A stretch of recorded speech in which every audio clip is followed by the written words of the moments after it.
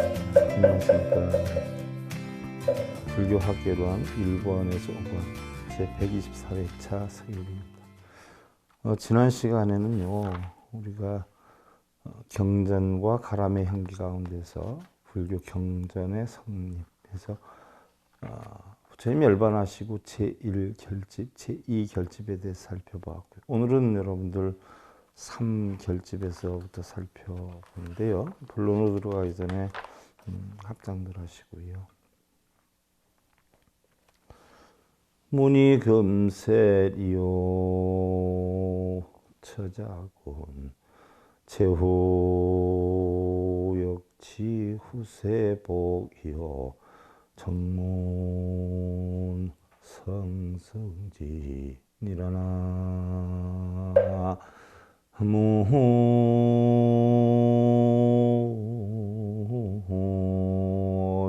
무이미 공한이치를 많이 들으면 현세에 이익이 되나니 처자와 형제와 벗들이 따르고 또한 후세의 복을 가져오나니 들음을 쌓으면 성인의 지혜를 이루게 된다라고 했는데 다문제일이다라고 했죠. 부처님 제자 가운데서 다문제일 했던 분이 결국은 안한존자인데 많이 들음으로 인해서만 깨달음을 얻는 건 아니죠. 많이 들음을 이용해서 자기의 숙면 과정이 거쳐야 깨달음을 이룰 수 있는 것이죠. 예를 들어서 안한존자 같은 경우는요, 부처님의 법문을 많이 들었기 때문에 굉장히 자만심이 많이 있었어요. 그래서 어느 누구에게나 부처님의 하신 말씀을 그대로 인용해서 얘기를 하면 와, 엄청 깨친 것 같이 생각을 했지만 사실은 같은 도반들은 아나니 깨치지 못했다는 것을 알았기 때문에 결국은 부처님이 열반하시고 나선 불교교단에서 추방을 당하지요. 그래서 나중에 깨달음을 얻어서 이대사조가 되긴 하는데 안한존자가 자기의 그 부분에 대해서 굉장히 핸디캡을 갖고 있었어요. 그래서 어느 정도의 핸디캡을 갖고 있었냐면 안한존자가 열반시에 절대로 부처님 말씀을 따라서 읽거나 쓰지 말아라 라고 하는 유언을 남기셨어요. 자, 부처님 법을 따라서 읽고 따라서 쓰다가 보면 결국 자기의 깨우침을 얻을 수 있는 게 아니라 따라서 읽고 쓰는 데 빠져가지고 오히려 탐욕심과 집착만 형성되는 것이기 때문에 바로 당신 자체가 그러했듯이 절대로 우리 불자들은 부처님의 말씀을 따라서 읽거나 써서는 아니 된다라고 하는 불교의 법도를 만들어 놓았어요. 근데 요즘 불교는요, 마치 뭐 부처님 경전을 따라서 많이 읽거나 따라서 많이 쓰면 깨우침을 얻는 것과 같이 마치 많이 쓰고 많이 읽은 사람이 대단한 수행을 한 것처럼 어깨에 힘주고 다니는 경우가 적지 않지요. 그런데 우리 불법에서는 그렇게 하지 않아야 되는 것이 바로 불법의 원칙이에요. 그러니까 그런 걸 공부를 안 한 스님들이 자꾸 그렇게 시키는데 그 영문도 모르고 또 우리 불자들은 따라서 하지요. 참 이게 보통 안타까운 문제들이 아니에요. 우리 스님들이 공부를 좀 했으면 좋겠는데 보편적으로 불교의 가장 기초 부분도 제대로 공부를 안 하고 그걸 가지고 그냥 불자들 끌어모기에 급급하고 불자들을 이용해서 어떤 영리를 목적으로 하는 부분에 급급하다 보니까 부처님 가르침이 아닌 것을 걸림없이 그대로 뭐가 생기는 것이 많은 것일수록 더 많이 활용을 하게 되는데 이건 진짜 부처님 법이 아니라 병을 전하게 되는 것이죠. 그래서 일체 부처님 말씀을 따라서 읽거나 쓰지 말아라는 것이 안한존자께서 유언으로 하신 말씀이에요. 그래서 그 뒤부터는 절대로 하지를 않았는데 이게 언제 생겨났는지 참 모르겠어요. 자, 1회결집 때는 왕사성 칠욕굴에서 500비구가 모여서 했고요. 또 500비구가 모여서 했기 때문에 상자들만 모여서 500결집, 상자결집이다라고 했어요. 또 경율의 결집이다라고 했고요. 이 결집은 부처님 열반하시고 약 100여 년이 지나서 이 결집을 했는데 이때는 700비구가 모여서 했고요. 부처님이 돌아가신 지 100여 년이 지나다 보니까 부처님의 계율이 흐트러지고 자기 유권 해석에 따라 이 정도는 해도 괜찮다라고 하는 사고관으로 점점점 부처님 법이 물러지는 어떤 여건을 타서 10가지의 부처님 법이 아닌 법을 부처님 법으로 만들어서 사용하고 있다라고 해서 14비법을 조정을 했죠. 10가지 부처님 법이 아닌 것들을 부처님 법으로 다시 고쳤다라고 해서 지난 시간에 상세하게 여러분들한테 설명을 드렸고요. 그 다음에 700 결집을 했을 때 전체적인 계율에 대해서 교정을 하게 됐죠. 그 다음이 이제 제 세 번째 결집인데 이때는 1000명의 비구가 모여가지고 천결집이다라고 해요. 자, 1결집은 500비구, 2결집은 700비구, 3결집은 1000비구가 모였다. 이때는 언제 했냐 하면 부처님이 돌아가셔서 전 인도를 아쇼카 왕이 통일한 뒤에 아쇼카 왕이 불교에 귀하면서 전 인도를 바로 국교를 불교화하면서 바로 부처님 열반을 하시고 217년 뒤에 아쇼카 왕이 즉위를 했는데 아쇼카 왕이 즉위하고 나서 약 18년이 지난 235년 바로 이때에 천결집을 했다. 왕의 동생인 목건년자 제수를 상자로 해서 자 어떤 분들이 많이 물어요. 이 결집을 할 때도 야사의 제의로 했다라고 하는데 야사가 언제 처음 등장하냐면 부처님께서 초전법륜을 하러 가셔가지고 녹야원에 가서 5비구를 설법을 해서 사성대팔정도 12년법을 전해가지고 깨우침을 얻게 하고 한가하게 바로 부처님이 그 장소를 떠나서 다른 곳에서 명상을 하고 있는데 바로 이런 어떤 망상병이죠. 쉽게 얘기하면 환상병 이런 병에 걸려서 비틀거리고 오는 친구가 있었는데 그 친구가 알고 보니까 굉장히 그 촌에 부유한 집의 아들로서 구리가장자의 아들이었죠. 아들로서 사랑에 빠지게 됐어요. 근데 누구하고 사랑에 빠졌냐면 잘 살다가 보니까 어떻게 돼요? 음악회니 뭐 이런 거를 굉장히 많이 열었었어요. 근데 그 음악회에 참여하는 무희, 쉽게 얘기하면 춤추는 아가씨를 너무 사랑을 하게 됐죠. 그래서 그 아가씨에게 청혼을 하지요. 부유한 집의 무남동녀 외아들로 성장해 3대 독자였는데 뭐 평소에 얼마나 애지중지 컸겠어요. 그래서 어려움도 모르고 컸고 사랑이라고 하는 것도 잘 모르고 컸었던 그런 상태인데 바로 자기네 집에 잘 오는 그 무희를 음악회에 와서 춤을 추는 무희를 사랑하게 돼서 그 무희에게 청혼을 하게 되죠. 그러니까 그 무희가 사실은 그 야사의 청혼을 받아들여줘요. 거절을 못해서. 근데 그 야사에게 청혼을 하니까 야사가 청혼을 하니까 그 무희 아가씨가 받아들여 주었는데 야사는 그로부터 사랑에 푹 빠지게 되지요. 그래서 집에서는 사실은 승낙을 거의 안 하죠. 지금 생각해 보세요. 굉장한 그 재벌집의 아들이 한낱 자기네 집에 음악을 하러 올 때 춤추는 아가씨를 사랑해서 결혼한다라고 하면 과연 어느 집 부모가 허락을 해 주겠어요? 그래서 그 아가씨와 결혼하는 것을 허락을 해주지 않으면 자기는 죽겠다라고 해서 부모에게 강제로 허락을 얻어내지요. 그래서 결혼을 발표하려고 다시 결혼 발표 무도회를 음악회를 열었어요. 그랬는데 그때 그 아가씨한테 정식으로 만인들 앞에서 소개를 하려고 했는데 그 아가씨가 보이지 않는 거예요. 그래서 그 아가씨를 찾아 나섰더니 바로 그 음악회에 같이 온 요즘으로 말하면 악기를 다루는 밴드지요. 밴드하고 사랑을 나누는 장면을 목격을 해요. 거기에서 충격을 받죠. 그래서 야사가 자기는 한번 사랑에 처음 빠졌고 사랑을 지금도 하고 있는데 저 사람하고의 관계가 아무것도 아니라는 걸 나한테 얘기를 해줘라. 그리고 내 청혼을 받아준다면 내가 용서를 하겠다라고 이야기를 하는데 그 무희 아가씨가 나는 사실은 이 악사를 사랑한다. 그런데 내가 야사 당신이 청혼하는데 거절하지 못한 것은 당신은 너무 부잣집의 아들이기 때문에 내가 재물을 챙길 목적으로 결혼한다라고 했지 내가 진정으로 사랑하는 것은 이 약사다 라고 하는 소리에 쇼크를 받아가지고 집을 나가게 되죠.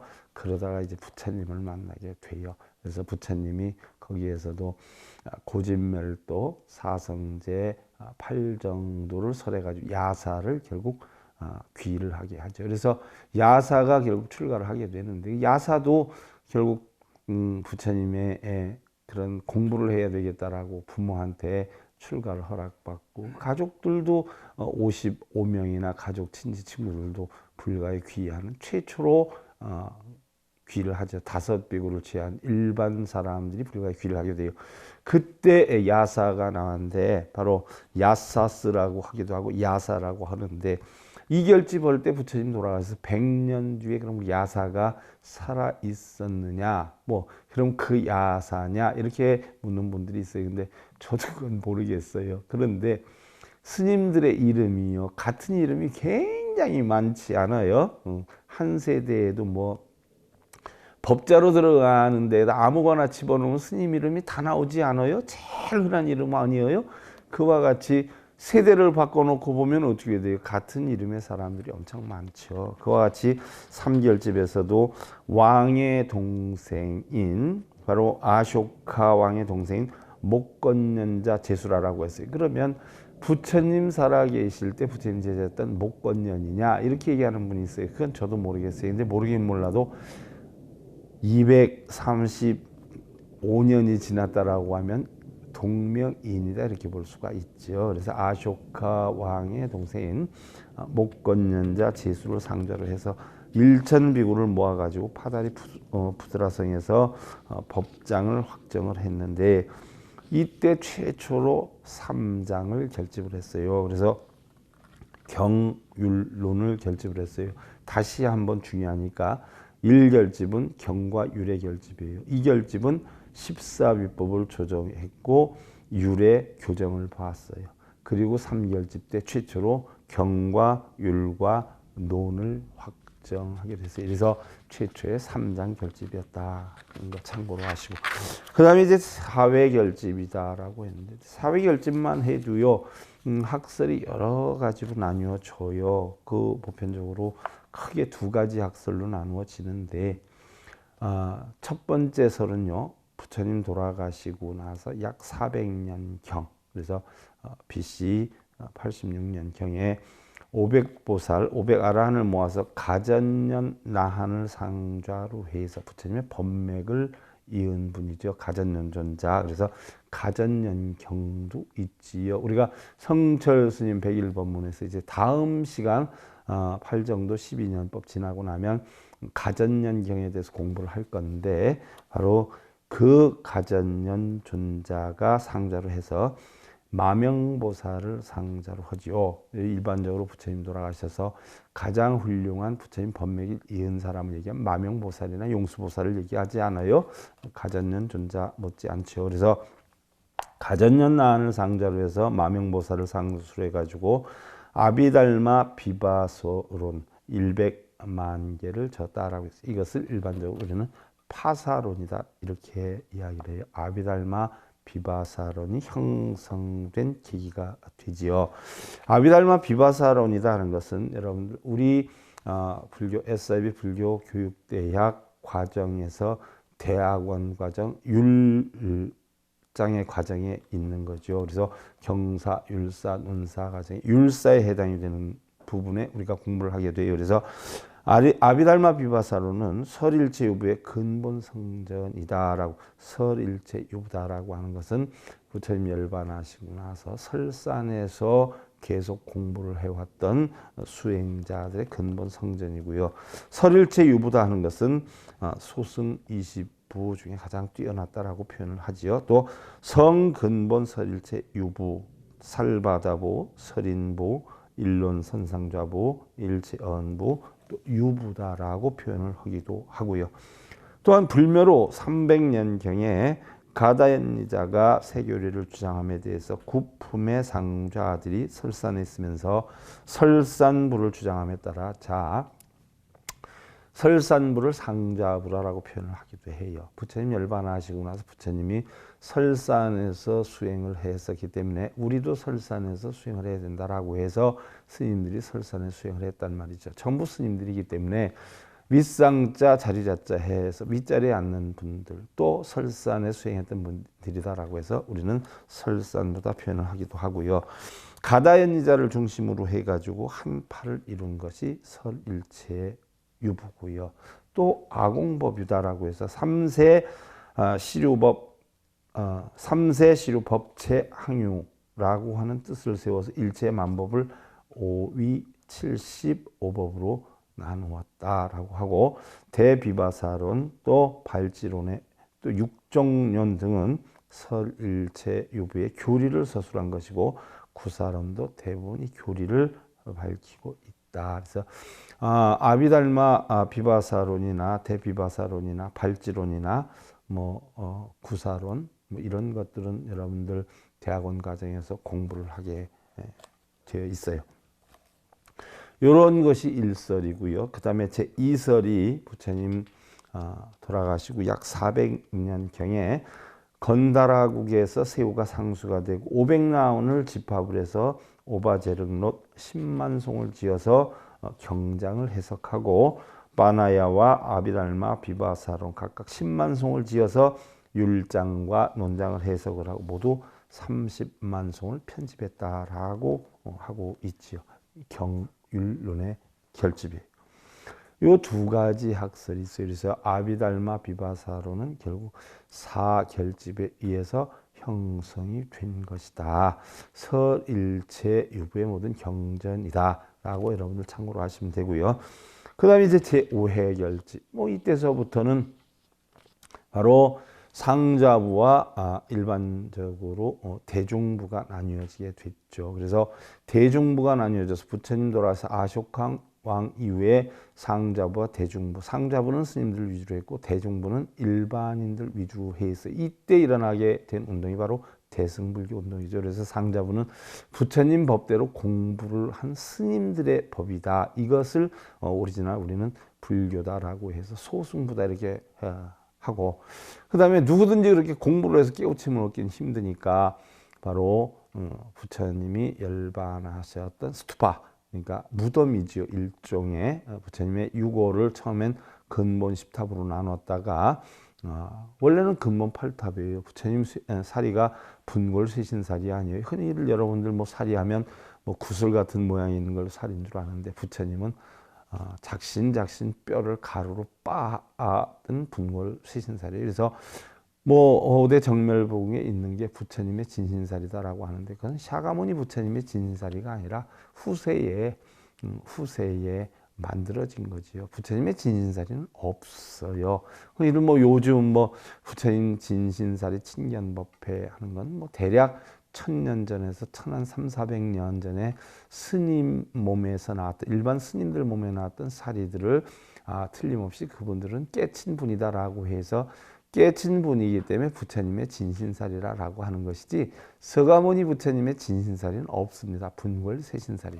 더군다나 부처님이 열반하셨을 때 8나라에서 나누어 가지고 갔고요. 그 부처님의 뼈가루를 나눴던 항아리 또 부처님을 태웠던 그 자리에 재를 모아가지고 2개를 합쳐서 근본 8탑에다 항아리탑, 재탑에서 10탑을 해가지고 근본 10탑으로 시작을 했지만 아쇼카 왕이 전인도를 통일하고 나서 근본 8탑에 있는 부처님 사리 성분이 있는 것을 다시 또 나눠서 84,000탑을 했어요. 그러면 뼈가루의 수명이 30년이라고 하는데 근본 8개의 탑을 다시 빼내가지고 84,000탑을 만들었다라고 해서 부처님 열반하시고 235년이 지난 때인데 과연 이 100년 뒤에 다시 했을 때는 제대로 부처님 진사리가 있었겠어요. 그래서 이런 어떤 부처님 진사리를 아쇼카 왕이 84,000탑으로 뭐 나누었더라고요. 그래서 그 당시만 해도 스투파를 대상으로 해서 우리가 예배를 했어요. 그래서 탑도리를 하거나 예를 들어서 우리가 산소에 가면 뭐 대구포나 북어포나 뭐 이런 거 소주나 과일 가져가서 절 2번 예를 갖추는 것과 같이 그 당시 인도의 무덤에 대한 예법이 뭐냐면 살아 있을 때 스승을 접하듯이 오른쪽 어깨를 드러내서 오른쪽 방향으로 3바퀴를 돌고 합장 반배하고 또 그분이 살아계실 때는 어떻게 했어요? 물을 떠다가 발을 닦아서 발에 입 맞춰주면 어른이나 스승에 대한 공경의 예법이었단 말이지요. 그런데 그분이 돌아가시고 스투파 무덤을 만들어 놨으니까 발을 닦아서 입을 맞추진 못해도 3바퀴 돌고 합장 반배하는 게 바로 무덤법의 예법이에요. 무덤법의 예법. 그러니까 그 스승의 예법인데 우리들은 여러분들 모르는 사람들은 밤새도록 가서 탑돌이 하고 있죠.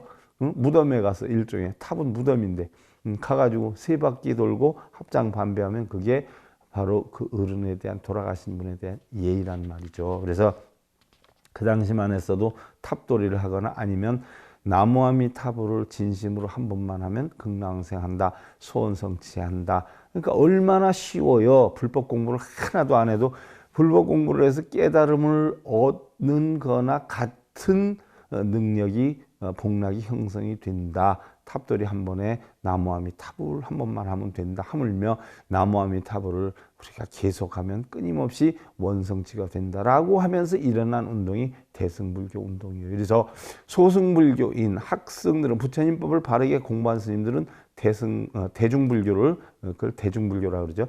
대중부의 대중불교를 불교로 치지 않아. 이건 미신이다. 부처님이 하지 말라고 했던 미신법을 왜 불교로 하느냐라고 해서 소승부와 대중부 완전히 갈라졌지요.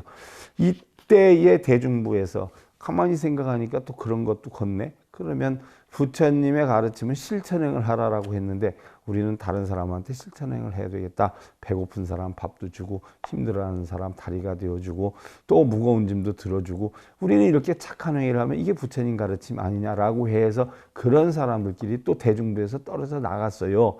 그래서 자기네들은 부처님의 실천행을 직접 하니까 자기네가 불교다라고 하면서 치고 나간 게 대승부가 나오는 거예요. 자, 그것도 쉬워요. 깨달음을 공부를 해서 얻지 않아도 돼요. 그래서 대중부에서 파견되는 게 대승부예요. 그래 놓고 자기네는 누구나 할 수 있고 좋은 일을 하니까 공부하는 스님들은 전부 소승이다. 지 깨우침뿐이 모른다. 남한테 우리처럼 전달을 못한다. 라고 해가지고 설산부, 상자부 스님들을 소승이라 몰아붙였고 그런 행을 하는 사람들을 대승이라 몰아붙였어요. 그래서 형성이 된 게 바로 소승과 대승이 형성이 됐어요. 냉정히 살펴보면 여러분들 소승이 진짜 오리지널 부처님 가르침을 공부하는 사람들의 무리고 인원이 작으니까 소승이라고 하고 공부를 하나도 안 해도 좋은 일하고 가서 뭐 나무아미탑을 한 번만 하면 소원이 이루어지고 하니까 누구나 할 수 있지 않아요. 그러니까 많이 탈 수 있어요. 이래서 이게 대승부가 된 것인데 냉정히 보면요. 대승을 하려면 바로 소승을 해야 돼요. 부처님 바른 법을 깨달아야 돼요. 그리고 부처님 가르침을 바르게 깨닫는 소승이다라고 하면 바로 포교의 대승을 해야 돼요. 그래서 소승은 우리는 입판, 학승이라 그러고 대승을 사판, 포교승이다 이렇게 표현을 하는데 올바른 포교를 하려면 공부를 안 하고 포교를 하면 그건 미신이죠. 올바른 또 공부를 했으면 혼자만 가지고 있으면 안 돼요. 전해야죠. 그래서 2판, 4판, 합의 6판을 소승과 대승을 짬빵으로 해가지고 걸림이 없는 하나의 부처님 가르침을 대승화시킨 거. 이게 불승화거든요. 불승. 바로 부처님화 되어야 된다. 이거를 나중에 훗날 대승이다라고 표현한 거예요. 그러니까 원래 소승, 대승 갈랐던 대승과 지금 우리가 어떤 포괄적인 대승을 얘기하는 건 뜻이 아주 하늘과 땅 차이에요. 그래서 대승이라는 것은 소승, 대승을 합류를 했죠. 그래서 소승과 대승이 둘이 아니다, 하나다라고 했던 게 휴정스님이기도 하고요. 바로 선교는 하나다, 선정과 지혜는 하나다라고 했던 것이 바로 원효스님이나 보조국사 진원스님 아니에요. 그래서 소승과 대승이 구분 없고 선과 교가 구분이 없는 이런 이치를 우리는 통합적으로 대승이다라고 후세에는 만들어 놨던 거예요. 그러니까 본래 대승과 후세 얘기하는 대승과는 하늘과 땅 차이. 그래서 후세 얘기하는 대승은 우리는 불승이다. 법화경에 보면은 우리가 삼승이다 하나로 돌아가지 않아요. 회삼귀일이라 한단 말이죠. 법화경의 핵심. 그래서 우리가 성문승, 연각승, 보살승이 결국은 없는 건데, 불승 하나뿐이 없는 건데, 불자들이 근기가 약해서 모르기 때문에 한 단계 한 단계 올라오게 하기 위해서 쪼개서 만들어 놓은 것이다라고 했어요. 그래서 결국 하나로 다 돌아간다. 그래서 만법귀일 일귀 하차다. 세상의 모든 것은 하나로 돌아간다. 한 마음에 있다라는 이야기. 이게 바로 불승이, 이게 바로 대승이라는 이야기였어요. 제5회 결집 대승경전의 결집인데, 그래서 보살처태경에 보면은요, 부처님 돌아가시고 7일 만에 대가섭이 500의 아라한을 소집하고 10만 세계로부터 파락사천의 아라한들을 쿠시나가라 사라상수관에 운집해서 보살장, 성문장, 계율장을 결집하였다라고 하는데, 부처님의 경법이 다 구족이 되었다라고 되어 있어요. 이 모의 결집이라고 해서 넣기는 했지만 시대적으로 보면 제일 빨리 한 걸로 되어 있잖아요. 그래서 여기에 대한 신빙성은 정확하지가 않다 이렇게 보고 있지요. 또한 지도론에 보면 문수와 미륵 등 대보살이 아난과 함께 철이산에서 대승의 3장을 결집했다라고 하고, 소승의 3장은 기사굴산에서 결집하였다라고 기록이 되어 있어요. 근데 이것은 후세의 스님들이 아마 이랬을 것이다 라고 추측해서 만들어 놓은 것이 아니냐라고 해서 신빙성에 대해서는 정확도가 약하지요. 그 다음에 이제 제6회 결집인데, 6회 결집은 다란이 즉 진언의 결집이다 하는 이야기. 여러분들 뭐 신묘장구 대다란이나 뭐 예를 들어서 뭐 정법진원 수리수리 마하수리 뭐 아니 오박내 아니제신지는 나무 싸만다 못다나 뭐 참회지는 이 결국 다 다란이라고 표현할 수가 있어요. 그래서 육회 결집은 다란이 즉 진언의 결집인데요. 진언의 결집이다라고 하는 것은 8만 4천의 법장을 5가지 종류로 나눠서 결집을 하는데, 그것이 일반적으로 우리가 소절함이라 해서 경장에 대한 결집이고요. 또 빈나야라고 하는 율장에 대한 결집이고, 아비달마라라고 하는 논장에 대한 결집이고요. 그 다음에 네 번째가 바냐바라밀다장, 5번째가 바로 다란이장이다 이렇게 표현을 하고 있어요. 그래서 경전이다라고 하는 것은 이렇게 6번에 의해서 모두 편집이 되었는데, 그것을 정보 삭감 등의 발전을 거듭해서 오늘날에 이루어져 왔다라고 해요. 다란이다라고 하는 것은 여러분들 우리가 진언이다 이렇게 표현을 하지 않아요. 그래서 진언이다 표현을 하는데, 여기에는 뭐 크게 2가지 뜻이 있다라고 해서, 여러분들 우리가 뭐 수리수리 마수리 수수리 사바 하면은 그냥 편하게 뭐 입으로 지은 업을 맑게 해주는 참되냐 이러는데, 그건 아니거든요. 그 뜻을 정확히 알아야 돼요. 또 뭐 예를 들어서 우리가 정법계 진언함 옴남 하는데 그냥 그렇게 넘어가는데 아니에요. 그것도 확실히 알아야 돼요. 내가 태어날 때 가지고 나왔던 그 마음으로 본래대로 돌아가겠다는 것이고, 오신진언이라는 것은 옴칠임이에요. 반드시 돌아가게 하기 위해서는 뭐예요? 모든 걸 버리겠다, 비우겠다. 그동안에 쌓았던 육근이 육경을 보고 움직였던 모든 탐진치를 다 없애고 다 비우고 본래대로 돌아가겠다라고 하는 각고가 서 있는 거예요. 그러면 비록 옴남이라는 2글자, 옴칠임이라는 3글자가 얼마나 많은 뜻을 함유하고 있냐, 그걸 알아야 돼요. 그래서 바로 다란이는 총지의 뜻을 있다. 모든 공덕을 다 지닌다라고 하는 뜻이 있고, 능차다. 모든 나쁜 것을 다 막는다라고 하는 뜻이 되어 있어요. 그래서 내가 반드시 본래대로 돌아가겠다라고 하면 본래대로 돌아가는 데는 모든 업을 다 비우겠다는 얘기고, 오니 고한 이치를 터득하겠다는 얘기. 그 한마디에 모든 것이 함유가 되어 있고, 옴칠임이다라고 하는 것은 반드시 내가 비우겠다라고 하는 건데, 그동안에 육구이나 육경을 붙여서 형성된 모든 망사이나 이런 것들을 다 비우겠다는 이야기고, 그걸 다 비우고 나니까 우리가 준재진언에서 옴자레주레 준재 싸바 불이 머지 않아요. 모든 선과 악, 있고 없음, 크고 작음, 행복과 불행, 심지어 이익과 손해, 부처와 중생 또한 없는 이치를 깨닫겠다라고 다지는 게 준재진언이란 말이죠. 옴자레주레 준재 싸바. 반드시 그렇게 하겠다라고 하면, 이런 진언들이 과연 한마디 한마디 속에 얼마나 많은 뜻들이 우리가 함유되어 있냐 하는 걸 알아야 된다는 이야기죠. 그래서 6결집은 바로 다란이 결집에 해당이 되고요. 여러분들 법구경 알라품에 보면은요, 열무과음 동무관호 고무과신 랑무과열이라고 했어요. 불길은 사음을 지나지 못하고, 자, 독은 성냄을 지나지 못하고, 또한 고통은 육신을 지나지 못하고, 즐거움은 고요함을 지나지 못한다라고 했다. 불길이 아무리 세다라고 해도요, 사음을 지나가지 못한다라고 했어요. 독이 아무리 강하다라고 해도 성냄 독을 지나지 못한다라고 했어요. 고통이 아무리 강하다 해도 우리의 육신을 지나지 못하고요. 즐거움이 아무리 많다라고 해도 고요함을 지나지 못한다라고 해요. 다시 말해서 사음만한 불길이 없고 성냄만한 독이 없고 육신만한 고통이 없고 고요함만한 즐거움이 없다. 우리는 고통을 왜 받냐? 육신이 있어서 받아요. 육신 속에는 눈, 귀, 코요, 몸뜻이 있지 않아요? 눈, 귀, 코요, 몸뜻이 있기 때문에 고통을 받는 거예요. 그래서 육신을 버려버리면 고통이 없어져요. 그래서 우리는 죽는 순간을 열반에 따라 지수와 부가 흩어져요. 근데 어느 대상을 대상으로 천도제를 하고 어느 걸 대상으로 해요? 다 도산돼서 없어지는데 뭉쳐 다니지 않잖아요. 또한 법구경 나온 품에 보면 무병, 취리, 지족, 최부요, 후이, 최후, 니원, 체례라. 병이 없는 것이 최고의 이익이요 만족하는 것이 가장 큰 복이고 후덕함이 가장 큰 벗이요 걱정, 근심이 없는 것이 가장 근심이 없는 것이다 라고 했어요. 또한 진구품에 보면 옛날에 어떤 독자가 있었는데요. 어릴 때부터 그의 부모는 하나밖에 없는 자식이라고 해서 그를 매우 귀히 사랑을 했어요. 또 훌륭하게 키우고자 가진 노력을 다 했지요. 근데 독자는 교만하고 나태한 물론 공부와 이런 취미가 없고요. 오히려 집안의 세간을 대답하라 쾌락을 추구해. 심지어 흐트러진 머리에 맨발로 다니면서 인색하고 탐욕하고 당돌하게 육지거리를 일삼아 모든 이들에게 미움과 천대를 받았어요.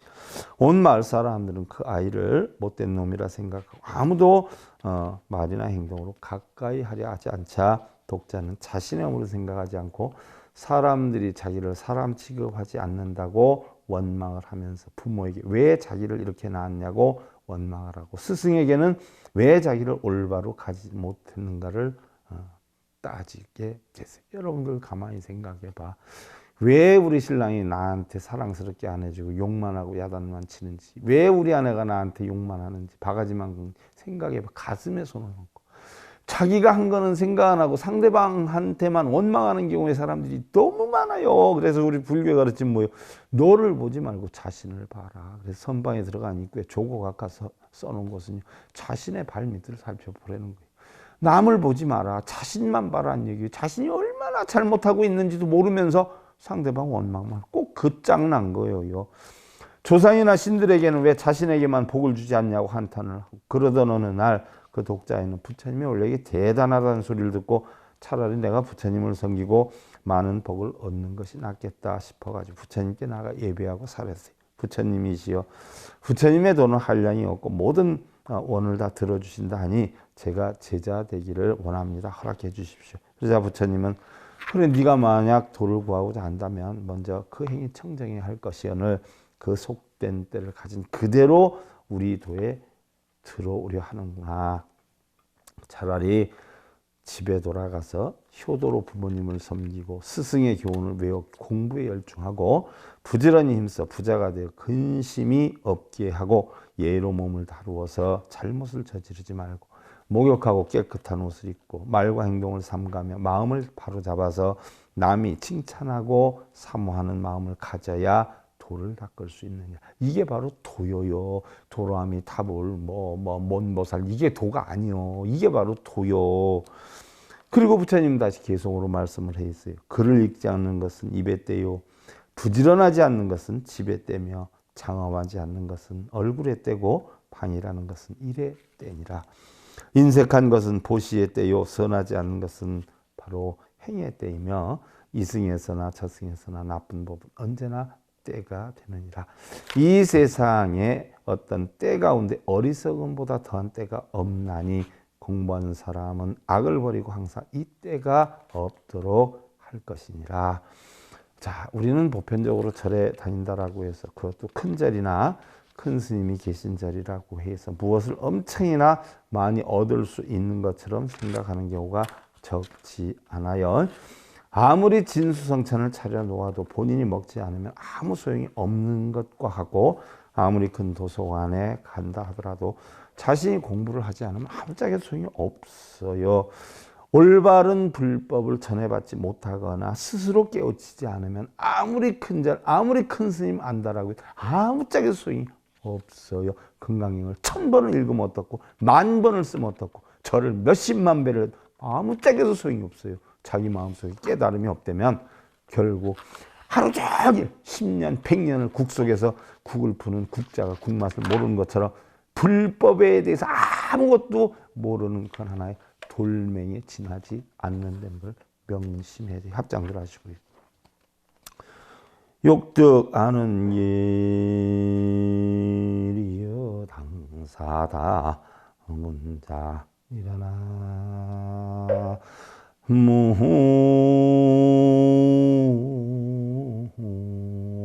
무이타고 안온하고 좋은 일을 얻고자 한다면 공안이지 많은 일을 많은 들은 일을 섬겨야 하느니라. 공안이치를 가르치는 스승, 공안이치를 가르치는 법문을 많이 들어야 안온하고 편안해진다는 얘기. 뭘 하면 이루어지고, 뭘 하면 소원 성취되고, 뭘 하면 업장이 소멸이 되니까 뭘 얼마 가져와라, 어떻게 해라. 이거는 전부 안온하고 평안해지는 게 아니라 걱정거리 만들고, 근심거리 만들고, 탐욕심을 만들고, 돈 없어지고. 부처님 가르침 공안이치를 여러분들 깨우쳐서 편안함 이루실 기원드리면서 불교와 결혼 1권에서 온 제 124회차 서일봉이었습니다. 감사드립니다.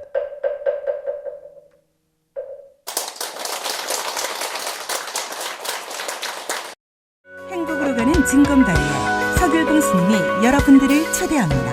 SIB 불교교육대학에서는 더 듣다, 생활 속의 천수경, 달마대사 성관법, 현대생활 불교 법요지, 불교학 개론, 성찰스님 백일 법문 등을 비롯한 다른 불법, 다른 진리, 서길봉 스님의 SIB 불교교육대학.